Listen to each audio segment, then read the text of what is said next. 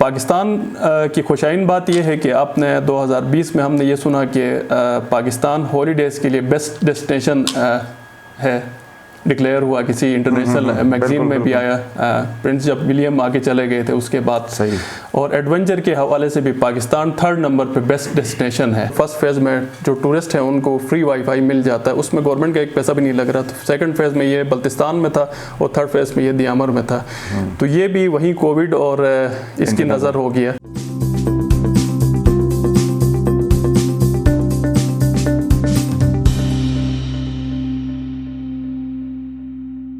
السلام علیکم، آپ دیکھ رہے ہیں IMN، میں ہوں شبیر میر. ناظرین، پروگرام روبرو میں آج ہم کچھ اہم ایشوز کے اوپر بات کریں گے، بلکہ ہم ٹورزم کے اوپر بات کریں گے. گلگت بلتستان میں ٹورزم پروموشن کے حوالے سے بڑی باتیں ہوتی ہیں. اس گورنمنٹ کا تو ٹاپ پرائیورٹی ہی یہی ہے کہ ٹورزم کو پروموٹ کیا جائے اور جو ریونیو جنریشن اس کے تھرو کی جائے.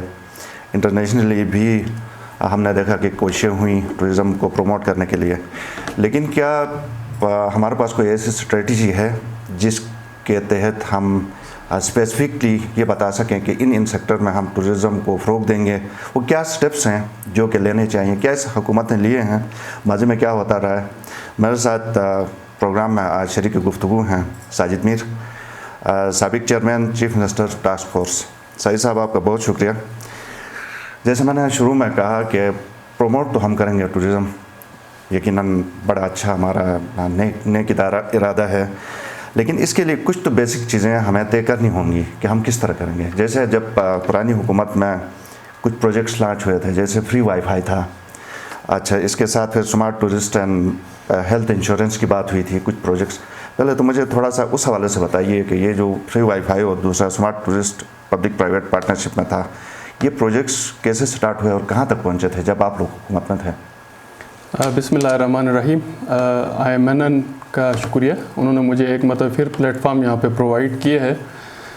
جہاں تک آپ کے سوال کا تعلق ہے، دیکھیں جتنے بھی گلوبل جو ٹورزم ہے اس میں جو کنٹریز ایکسل کر رہی ہیں یا جو انکم ان ریئل سینس کما رہی ہیں، تھوڑا سا ڈیٹا میں کیونکہ ناظرین کے ساتھ یہاں پہ شیئر کرنا چاہوں گا، کیونکہ ہم ایک ٹرانسفارمیشن کی سٹیج میں ہیں اور ہم سمارٹ ٹورزم کی طرف ہم نے ابھی جانا ہے، ہم گئے نہیں ہیں. ٹھیک ہے. جیسے میں یورپ کی مثال لیتا ہوں، یورپ میں ہر سال کوئی 25 ملین لوگ ٹورزم سے فیسیلیٹیٹ ہوتے ہیں، ٹورزم انڈسٹری سے، اور جو کہ ان کے جو یورپ کی ٹوٹل جی ڈی پی ہے اس کا 10% وہ ارن کرتے ہیں، اور اپروکسیمیٹ کوئی 500 ملین وزٹرز یورپ میں جاتے ہیں. اس طرح پھر میں آپ کو مثال دوں گا، جیسے ٹاپ پہ امریکہ ہے جو سب سے زیادہ ٹورزم سے انکم ریونیوز کما رہا ہے، وہ ہے ابو $200 بلین. اور امریکہ میں جو ٹورسٹ ہر سال جاتے ہیں، پینڈیمک کی بات نہیں کر رہا ہوں، کووڈ سے جو پہلے 2019 وغیرہ میں جو جاتے تھے، وہ ابو 70 ملین لوگ جاتے ہیں. اور اگر ہم دیکھیں ایک چھوٹا سے ہم اگر مثال لے لیں تھائی لینڈ کی، تھائی لینڈ کا جو ٹورزم سے ریونیو ہے وہ ابو 50 بلین ہے، 56 بلین. یہ میں اپروکسیمیٹ فگرز دے رہا ہوں کیونکہ ایکوریٹ کنکریٹ فگرز اویلیبل نہیں ہیں، اپڈیٹڈ ہمارے پاس جی. اور تھائی لینڈ میں جو نمبر آف وزٹرز ہیں وہ بھی ابو 30 ملین پیپل وہاں پہ جاتے ہیں.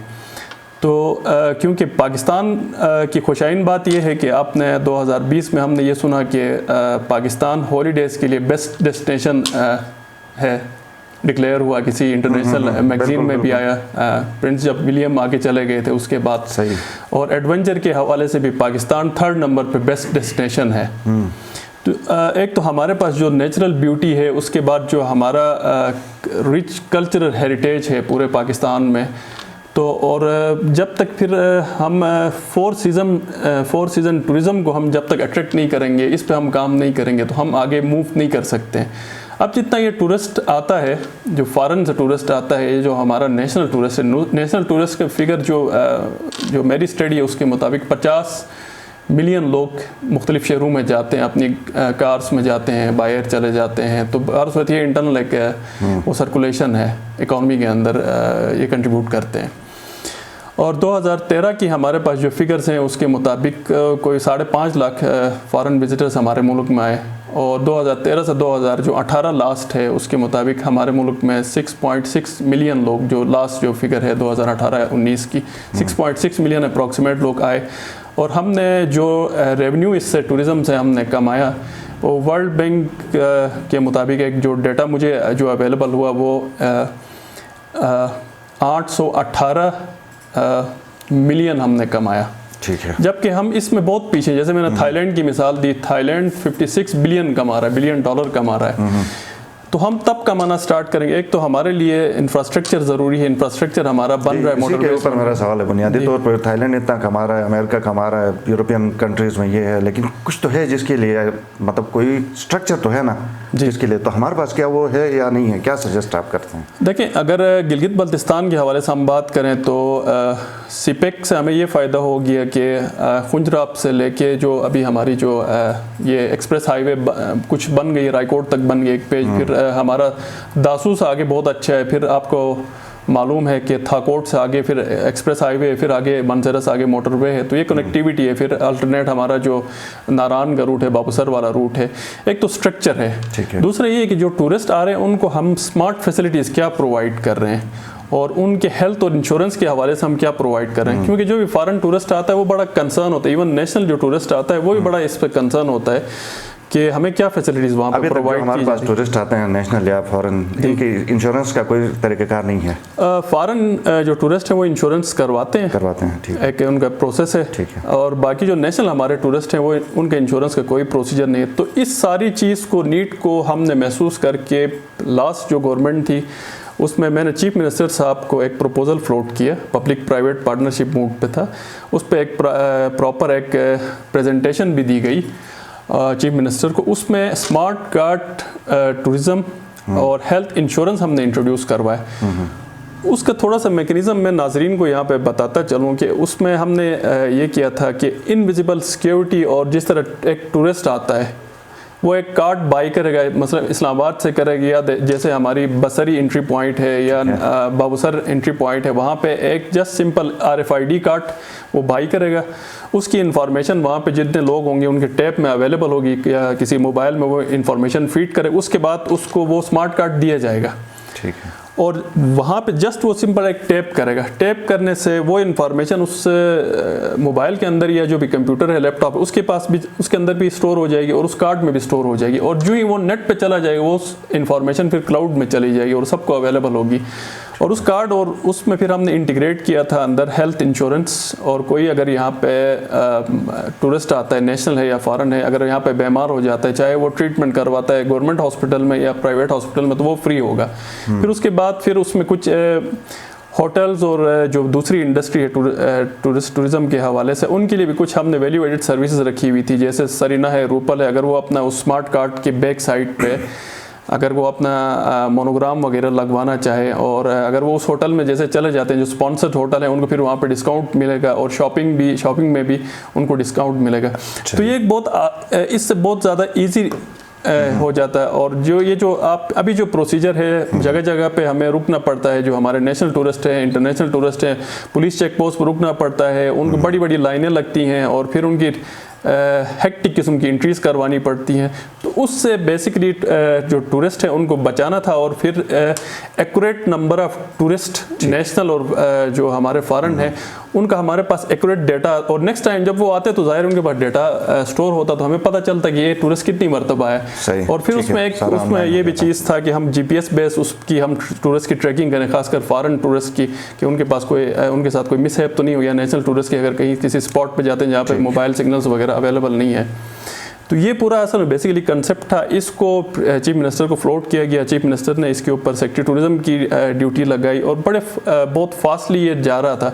اور اس کا یہ تھا کہ اس میں ایک تو کیبنٹ پہ کنسیپٹ پیپر وہاں سے کیبنٹ سے اپروو ہونا تھا، اور اس کے بعد جو پبلک پرائیویٹ جو ہمارا بورڈ ہے وہاں پہ اس نے اپروو ہونا تھا, ایکسپریس آف انٹرسٹ کال کرنا تھا, جو بھی اس میں کمپنیز جو پبلک پرائیویٹ موڈ پہ آنا چاہتی تھی ان کی پھر اسکروٹنی ہونی تھی. اس کے بعد اگر اس کو جیسے ہم نے اگر انفورس نہیں کرنا تھا, اگر انفورس کرنا ہوتا تو پھر ہم نے اسمبلی میں پریزنٹ کرنا تھا لیجسلیشن کے لیے آفٹر کیبنٹ کی اپروول. اگر نہیں کرنا تو بس ایک وہ پالیسی تھی, اس کو پبلک پرائیویٹ موڈ پہ یہ پبلک پرائیویٹ موڈ سے مراد یہ ہے کہ انویسٹمنٹ گورنمنٹ کی طرف سے پیسہ نہیں لگے گا گورنمنٹ. نہیں جی بالکل, یہ کشمیر, یہ آزاد کشمیر میں بھی یہ ہو چکا تھا, اور وہاں پہ بھی آزاد کشمیر گورنمنٹ نے غلطی یہ کی کہ ان کو کہا بھی گیا تھا اس جو انویسٹرز تھے کہ آپ اس کو ہمارے اینڈ پہ رہنے دیں, گورنمنٹ کام نہیں کرتی. انہوں نے یہ کیا کہ اس کو PC1s بنائے, پکے وہاں پہ ملازم لگائے, اس کے بعد وہ فیل ہو گیا 5-6 مہینے بعد.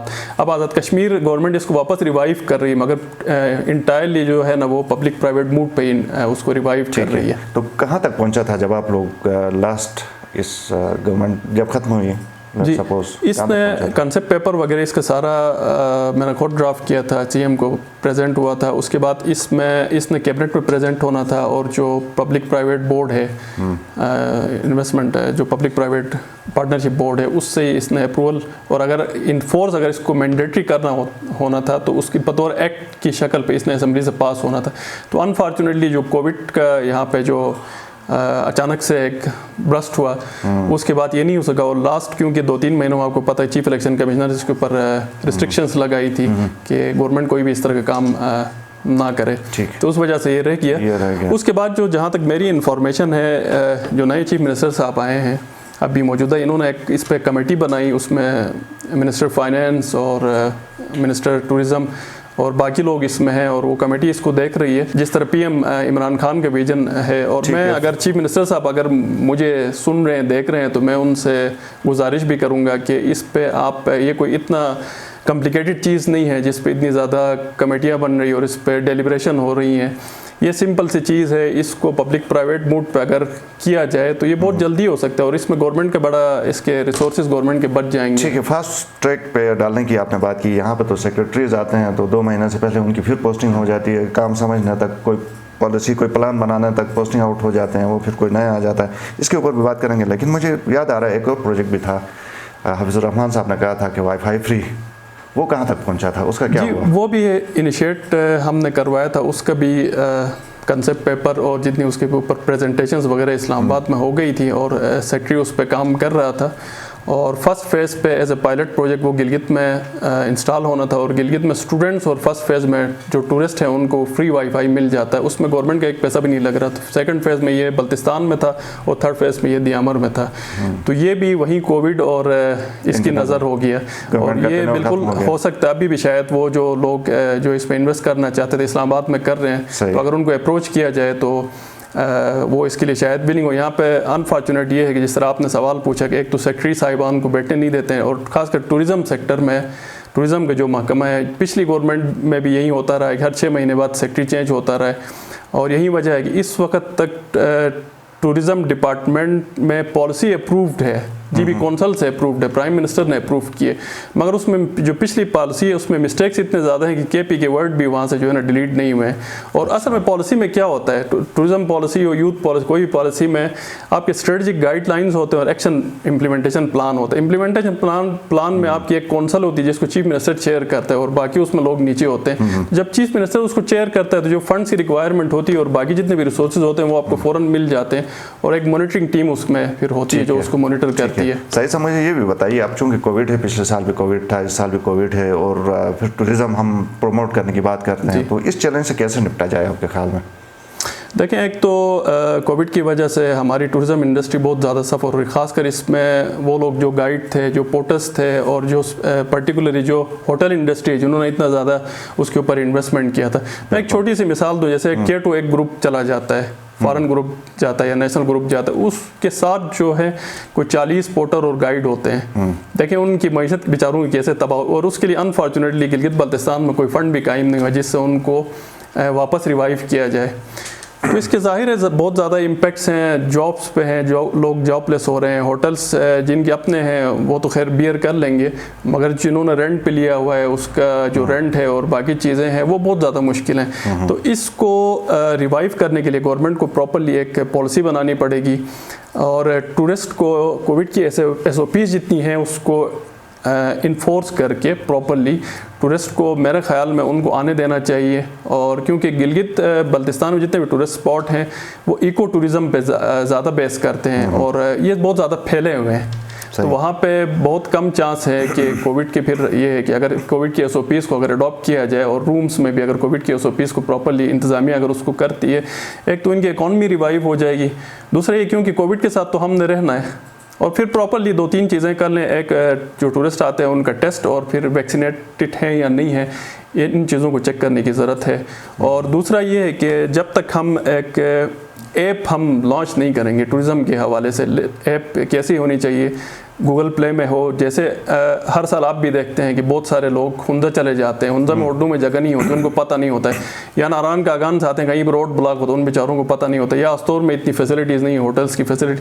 تو اس ایپ میں یہ ساری چیزیں ہونی چاہیے کہ ٹورسٹ کو ایک پراپرلی گائیڈ ہو, GPS بیس ایپ ہو, تاکہ وہ اس ایپ کو دیکھ کے اپنی ڈیسٹینیشن کی چوائس کریں. جیسے ہفتے کے لیے انہوں نے ٹور بنایا تو 2 دن انہوں نے گیزر میں رہنا ہے, 2 دن ہنزے میں رہنا ہے, اپنی اویلیبلٹی کے 2 دن استور میں رہنا ہے, یا پھر بلتستان میں جانا ہے.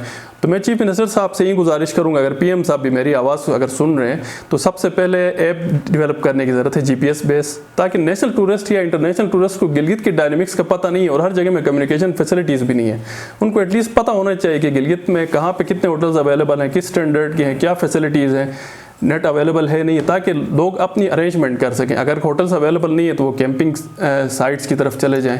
ٹھیک ہے, بہت اور دوسرا لاسٹ میں یہ کہوں گا کہ یہاں پہ انفارچونیٹ چیز یہ ہے کہ بہت سارے میرے جیسے ینگسٹرز یا مجھ سے بہت بہتر لوگ ہیں, وہ گورنمنٹ کے ساتھ کام کرنا چاہتے ہیں, مگر یہاں پہ یہ ہے کہ پارٹیوں کی ٹیگنگ بہت جلدی لگ جاتی ہے. جیسے میں نے کام کیا, میرے اوپر سول سوسائٹی نے بہت زیادہ میرے اوپر ٹیگنگ لگا دی. اس طرح بہت سارے لوگ ایسے ہیں نوجوان جو فارن کوالیفائڈ ایون یہاں پہ بھی ہیں, وہ گورنمنٹ کے ساتھ کام کرنا چاہتے ہیں, مگر وہ ٹیگنگ کی وجہ سے ڈر کی جو ہے نا, وہ بالکل سائڈ پہ بیٹھ کے اپنا کنٹریبیوشن نہیں کرتے. یہ ٹیگ لگا, یہ بھی ٹھیک ہے, لیکن نون لیگ کے سارے تو وہ پھر ادھر ہی PTI میں چلے گئے تھے, وہ ٹیگ تو اس وقت بس وہ پھر جانے سے چیزیں دھل جاتی ہیں نا. تو یہ ٹیگنگ نہیں ہونی چاہیے, کچھ امپارشل لوگوں کو کام کرنے دیا جانا چاہیے, خاص کر جو ٹیکنیکل لوگ ہیں ان کو بہت زیادہ تنقید کا نشانہ نہیں بننا چاہیے. جو بھی ہے جس علاقے سے بلانگ کرتے ہیں ان کو ویلکم کرنا چاہیے. ایز اے سول سوسائٹی ہمارا بھی جو ہے نا رسپانسبل رول ہونا چاہیے. بہت شکریہ ساجد میر صاحب, آپ ہمارے پروگرام میں آئے, آپ کی قیمتی مشوروں کا شکریہ. ہم امید رکھتے ہیں کہ حکومت اور حکمران ان تجاویز کے اوپر غور ضرور کریں گے. پروگرام دیکھنے کا شکریہ, اجازت دیجیے, اللہ حافظ.